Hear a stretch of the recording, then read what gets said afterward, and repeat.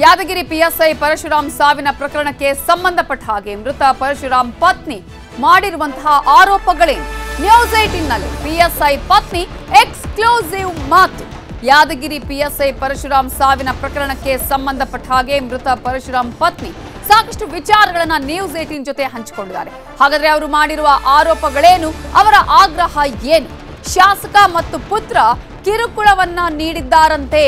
ಇಬ್ಬರ ಬಂಧನ ಆಗಬೇಕು, ಕೇಸನ್ನ ಸಿಬಿಐಗೆ ಕೊಡಬೇಕು ಅಂತ ಹೇಳಿ ನ್ಯೂಸ್ 18 ಮೂಲಕ ಪಿಎಸ್ಐ ಪರಶುರಾಮ್ ಪತ್ನಿ ಶ್ವೇತಾ ಆಗ್ರಹವನ್ನ ಮಾಡಿದ್ದಾರೆ. ಪೋಸ್ಟ್ ಮಾರ್ಟಂ ರಿಪೋರ್ಟ್ ಬಗ್ಗೆನೇ ಅನುಮಾನವನ್ನ ವ್ಯಕ್ತಪಡಿಸಿದ್ದಾರೆ. ಮರಣೋತ್ತರ ವರದಿಯನ್ನ ಮುಚ್ಚಿ ಹಾಕ್ತಾರೆ ಅಂತ ಹೇಳಿದ್ದಾರೆ ಪಿಎಸ್ಐ ಪರಶುರಾಮ್ ಅವರ ಪತ್ನಿ ಶ್ವೇತಾ.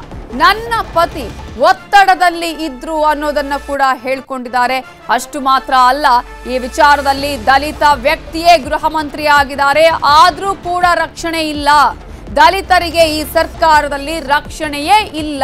ನ್ಯೂಸ್ 18 ನಲ್ಲಿ ಪರಶುರಾಮ್ ಪತ್ನಿ ಶ್ವೇತಾ ಹೇಳಿಕೆಯನ್ನ ಕೊಟ್ಟಿದ್ದಾರೆ. ಪರಶುರಾಮ್ ಸಾವಿನ ವಿಚಾರಕ್ಕೆ ಸಂಬಂಧಪಟ್ಟ ಹಾಗೆ ಈಗ ಪರಶುರಾಮ್ ಪತ್ನಿ ಶ್ವೇತಾ ನ್ಯೂಸ್ 18 ಜೊತೆ ಮಾತನಾಡಿದ್ದಾರೆ.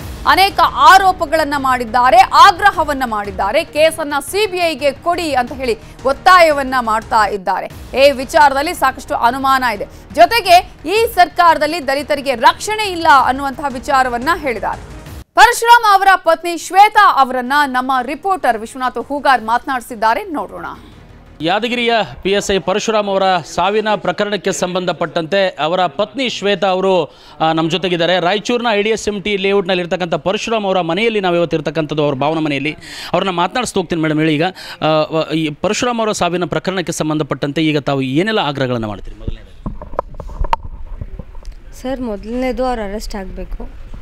FIR ಕೊಟ್ಟಿದ್ದಾರೆ, ಇನ್ನೂ ಅವರು ಕಸ್ಟಡಿಯಲ್ಲಿ ತೊಗೊಂಡಿಲ್ಲ. ಇನ್ನೊಂದು ಅವರು ಜಾತಿನಿಂದನೇ ಕೇಸ್. ಅವರು ತುಂಬ SC ಆಗಿದ್ದಾರೆ, ನಾವು ದಲಿತರಿದ್ದೀವಿ ಅಂತ ಅವರು ತುಂಬ ಕಮ್ಮಿಯಾಗಿ ಮಾತಾಡಿದ್ದಾರೆ. ವಲ್ಗರಾಗಿ ಮಾತಾಡಿ ರಿಕ್ವೆಸ್ಟ್ ಮಾಡೋಕೆ ಹೋದ್ರೂ ಅವರು ವಾಪಸ್ ಕಳಿಸಿದ್ದಾರೆ. ಅವ್ರನ್ನ ಬೈದು ವಲ್ಗರ್ ಲ್ಯಾಂಗ್ವೇಜ್ ಯೂಸ್ ಮಾಡಿ ಏನೇನೋ ಮನಸ್ಸಿಗೆ ಹರ್ಟ್ ಆಗೋ ಥರ ಮಾತಾಡಿ ವಾಪಸ್ ಕಳಿಸಿದ್ದಾರೆ. ಇವಾಗ CIDಗೆ ಕೊಟ್ಟಿದ್ದಾರೆ ಕೇಸ್ ಅಂತ ಗೊತ್ತಾಗಿದೆ. ಇನ್ನೂ ಅವರು ಇನ್ವೆಸ್ಟಿಗೇಷನ್ ಸ್ಟಾರ್ಟ್ ಮಾಡಿಲ್ಲ. ಯಾವಾಗ ಮಾಡ್ತಾರೆ ಅನ್ನೋದು ಗೊತ್ತಿಲ್ಲ. ಅದಕ್ಕೆ ಇದನ್ನು CBI ತನಕ ತೊಗೊಂಡೋಗಬೇಕು, ಇನ್ವೆಸ್ಟಿಗೇಷನ್ ಸ್ಟಾರ್ಟ್ ಆಗಬೇಕು. ಏನಾಗಿದೆ ಇನ್ನೂ ಮಾರ್ಚರಿ ಅದು ಪೋಸ್ಟ್ ಮಾರ್ಟಮ್ ರಿಪೋರ್ಟು ಸಿಗಲಿಲ್ಲ ಸರ್ ನಮಗೆ. 2 ಡೇಸ್ ಆಗಿದೆ ಆಲ್ಮೋಸ್ಟ್. ಪೋಸ್ಟ್ ಮಾರ್ಟಮ್ ರಿಪೋರ್ಟ್ ಅವರು ಏನಾದರೂ ಮಾಡ್ಬೋದು. ಇಷ್ಟು ಸ್ಟೇಜಲ್ಲಿ ಇದ್ದು ಇಷ್ಟು ದುಡ್ಡು ತಿಂದವ್ರಿಗೆ ಪೋಸ್ಟ್ ಮಾರ್ಟಮ್ ಅವ್ರಿಗೆ 1-2-3 ಲ್ಯಾಕ್ಸ್ ಕೊಟ್ಟು ಅದು ರಿಪೋರ್ಟ್ ಫಾಲ್ಸ್ನೂ ಮಾಡಿಸ್ಬೋದು. ಅವರು ನಂಬೋಕ್ಕಾಗಲ್ಲ. ಬಟ್ ನಾನು ಮದುವೆ ಆಗಿ 2.5 ಇಯರ್ ಆಗಿದೆ ಸರ್. ನನ್ನ ಗಂಡ ಅಷ್ಟು ವೀಕ್ ಇದ್ದಾರೆ ಅಂತ ನಾನು ಅಂದ್ಕೊಳ್ಳಲ್ಲ. ಬಿಕಾಸ್ ಅವರು ಎಷ್ಟೋ ಕಷ್ಟಪಟ್ಟು ಒಂದೊಂದು ಸ್ಟೇಜನ್ನು ವಿಲೇಜಲ್ಲಿದ್ದರು, ಅಲ್ಲಿ ಬೆಳೆದ್ರು, ಒಂದೊಂದು ಸ್ಟೇಜಿಂದ ಅವರು ಕಷ್ಟಪಟ್ಟು ಬಂದಿದ್ದಾರೆ. ಈ ಸ್ಟೇಜ್ಗೆ ಬರೋಕ್ಕೆ ಅವರು ತುಂಬ ಕಷ್ಟಪಟ್ಟಿದ್ದಾರೆ. ಇಲ್ಲಿ ಬಂದು ಏನೋ ನನಗೆ ಪೋಸ್ಟಿಂಗ್ ಸಿಗಲಿಲ್ಲ ಅಂತ ನಾನು ಹಿಂಗೆ ಮಾಡಿಕೊಂಡೆ, ಸೂಸೈಡ್ ಮಾಡಿಕೊಂಡೆ, ಅದೆಲ್ಲ ಆಗೋ ಕತೆ ಅಲ್ಲ. ಅದೆಲ್ಲ ಆಗೋದು ಇಲ್ಲ. ಅಷ್ಟು ಸ್ಟ್ರಾಂಗ್ ಪರ್ಸನ್ ಅವರು. ನನಗೆ ಧೈರ್ಯ ಕೊಡೋರು, ನನಗೆ ಅಲ್ಲ ನಮ್ಮ ಫ್ಯಾಮಿಲಿ ಮೆಂಬರ್ಸ್ಗೆ ಆಗಲಿ ಅವ್ರ ಫ್ಯಾಮಿಲಿ ಮೆಂಬರ್ಸ್ಗೆ ಆಗಲಿ ತುಂಬ ಧೈರ್ಯ ಕೊಟ್ಟಿದ್ದವರು. ಅವರು ನೀವು ಎಲ್ಲೇ ಆದರೂ ಕೇಳಿ, ಅವರು ಒಂದು ಒಳ್ಳೆ ಪರ್ಸನಾಗೆ ಉಳ್ಕೊಂಡಿದ್ದಾರೆ. ಅವರು ಅಂಥ ಕೆಲಸ ಮಾಡಲ್ಲ ಅಂತ ಎಲ್ಲರಿಗೂ ಗೊತ್ತು. ಅವ್ರು ಏನಾದರೂ ಆಗಿದೆ ಅಂತಂದರೆ ಅದು ಸ್ಟ್ರೆಸ್ಸಿಂದ ಆಗಿದೆ, ಫುಲ್ಲು ಡಿಪ್ರೆಸ್ಗೋಗಿ ಆಗಿದೆ ಅದು. ಸೊ ನ್ಯಾಯ ಸಿಗಬೇಕು, ಇದು CBI ತನಕ ಹೋಗಬೇಕು, ಇನ್ವೆಸ್ಟಿಗೇಷನ್ ನಡಿಬೇಕು ಅಂತ ಬಯಸ್ತೀನಿ. ಒಬ್ಬ ಪತ್ನಿಯಾಗಿ ಪತಿ ಯಾವ ವಿಷಯಗಳನ್ನು ಕೂಡ ಮುಚ್ಚಿಟ್ಟಿರೋದಿಲ್ಲ. ಹಾಗಾಗಿ ತಮ್ಮ ಪತಿ ಬದುಕಿರ್ತಕ್ಕಂಥ ಸಂದರ್ಭದಲ್ಲಿ ತಮ್ಮ ಇಲಾಖೆಯಲ್ಲಿ ನಡೀತಿರ್ತಕ್ಕಂತಹ ಈ ಒಂದು ಹಗರಣಗಳ ಬಗ್ಗೆ ತಮ್ಮ ಹತ್ರ ಮಾತನಾಡಿದ್ರ ಅಂತ ಹೇಳಿದ್ರು ಸರ್. ಅವರು ದಿನಾಲೂ ಹೇಳ್ತಿದ್ರು, ಇಷ್ಟೊಂದು ಕೇಸಸ್ ಆಗಿದ್ದಾವೆ ರೀ, ಇಷ್ಟು ಜಾಬ್ ಪ್ರೆಷರ್ ಇದೆ, ಸಿಕ್ಕಾಪಟ್ಟೆ ಜಾಬ್ ಪ್ರೆಷರ್. ಸರ್ ಬರ್ತಿದ್ರು ಲೇಟ್ ನೈಟ್ 12:30, 1, 2:30 ಹಂಗೆ ಬರ್ತಿದ್ರು. ನಾನು ಅವ್ರಿಗೋಸ್ಕರ ಕಾಯ್ಕೊಂಡು ಕೂಡ್ತಿದ್ದೆ. ಏನು ರೀ ಇಷ್ಟು ಲೇಟ್ ಬರ್ತಿರಲ್ಲ, ನೀವೊಬ್ಬರೇ ಜಾಬ್ ಮಾಡ್ತೀರಾ? ಇಲ್ಲ, ಸಿಕ್ಕಾಪಟ್ಟೆ ಸ್ಟ್ರೆಸ್ ಇದೆ, ಜಾಬ್ ಟೆನ್ಷನ್ ಇದೆ, ಮಾಡಲೇಬೇಕು.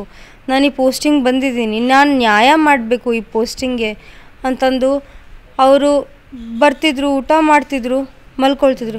ಮತ್ತು ಟೈಮ್ ಇಲ್ಲ ಸರ್. ಮಧ್ಯಾಹ್ನ ಊಟಕ್ಕೆ ಅಂತ ಬಂದು ಮಧ್ಯಾಹ್ನ ಊಟಕ್ಕೆ ಟೈಮ್ಗಲ್ಲ, ಯಾವಾಗೋ 3 o'clock 4 o'clock ಬಂದರೆ ಊಟ ಮಾಡ್ತಿದ್ರು, ಕಾಲ್ ಬರ್ತಿತ್ತು ಸರ್.